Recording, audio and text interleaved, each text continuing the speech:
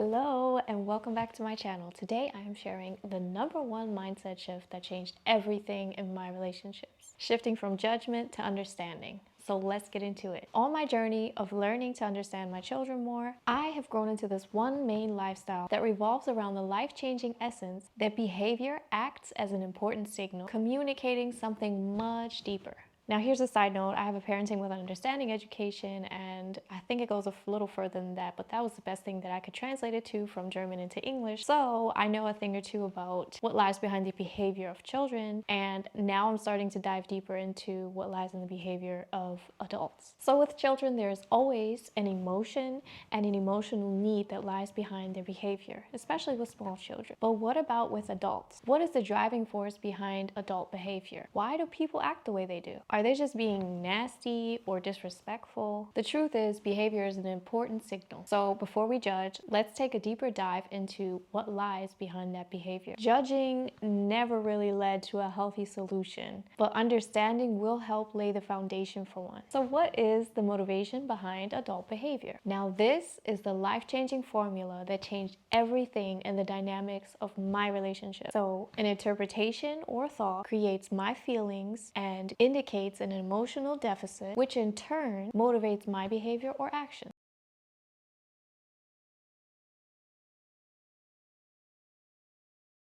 Let's take a closer look with a personal example of mine. The #1 driving force behind adult behavior is our thinking, including thought patterns and our thoughts. For example, at the end of the day, I would sit and tell myself or think that I wasn't doing good enough as a mom. I would think of the worst scenarios and recall on conflicts that happened during the day and judge myself for that. Feeding that thought led me to feel unsure as a parent and led me to lack an emotional sense of security, which is one of the major basic emotional needs. And if you want to dive deeper into what other emotional needs we have, then be sure to check out my video right after you watch this. So my emotional tank was experiencing an emotional deficit based on the thought that I had, which in turn created feelings such as sadness and anger, resentment. The more I fed into these thoughts, the more I allowed it to become a pattern. I just remember thinking I wasn't good enough and I should definitely not take time for myself since I wasn't investing my time well enough and investing into my kids well enough, because that was the story I was telling myself. Basically self-sabotaging. Now, this is where it gets tricky, because in doing this, I created an unhealthy cycle that actually fed into these thoughts that I was having that weren't good for me. Basically, I chose to neglect myself to make sure I would stay on task with my kids and wouldn't miss a minute. In reality though, I needed to take care of myself. I needed myself to take care of myself so I could show up as the best version of myself and pour that into my kids. Now, not only was my way of dealing with the situation completely unhealthy and self-sabotaging, but I left one important need unmet, which was emotional security. Why does that even matter though? Well, it influences the way we interact with other people and with ourselves, especially if we do not know how to meet that need on our own. And that caused me to look for emotional security elsewhere. As you can imagine, it took me some time to realize that that was what I was doing in certain instances, in certain relationships with other people. So as you can see, if you think you're not doing good enough as a mom or a dad, that leads you to lose emotional security. Not having the emotional security will create feelings of fear, sadness, and anger maybe, and those in turn will motivate certain actions and behaviors to meet that emotional need, that sense of security. The strategies we use to meet those emotional needs and regulate our emotions has a lot to do with our experiences in our earliest years. So the experiences we have made as children with boundaries, conflicts, big emotions, and internal stress shape our conscious and subconscious attitude and thought and communication patterns. And this is what we allow to create the limitations in which we move throughout life, the way we live, the way we think, the way we act, and the way we feel. It is up to us to dive deep and understand ourselves. That includes where we come from, where we are now, and intentionally build where we want to be. We have the opportunity, we have the power to question and eliminate those limitations and create a different reality for ourselves. Our pain may not be our fault, but our healing is our responsibility. So usually when we interact with others and even with ourselves, we might feel powerless in certain conflicts because we try and change the behavior or the situation that has come up. And that is because we take things personal and we tend to judge. But here comes the key to everything.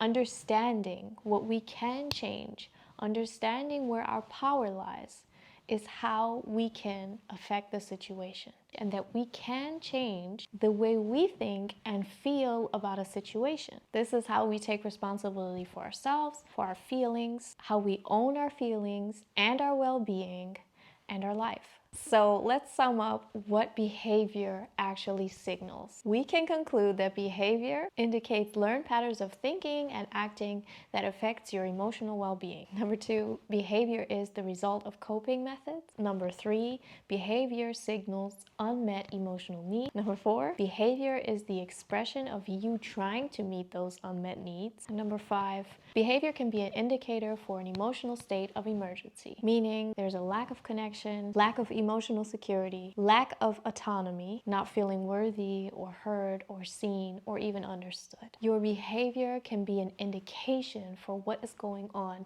in your inner world. So I hope this encourages you to understand yourself and others more and judge a little bit less, at least. If you think about it, judging never really creates a good feeling anyway. We judge and then what? Manipulate our behaviors and even try to manipulate the behaviors of others. That still leaves our inner world out of whack and our emotional needs unmet. And so therefore we have an imbalance. Looking at and tending to the why will effectively change the what. Remember, your interpretations and your thoughts create your feeling. You cannot control the past or how people act, but you can take responsibility for your own feelings and reconnect with your nervous system by making sure that your emotional needs are healthily met and that you are equipped with healthy strategies to cope with the emotions that rise up in day-to-day situations. Reconnecting with your own system allows you to respond accordingly and change the dynamic of the outcome without focusing so much on the event.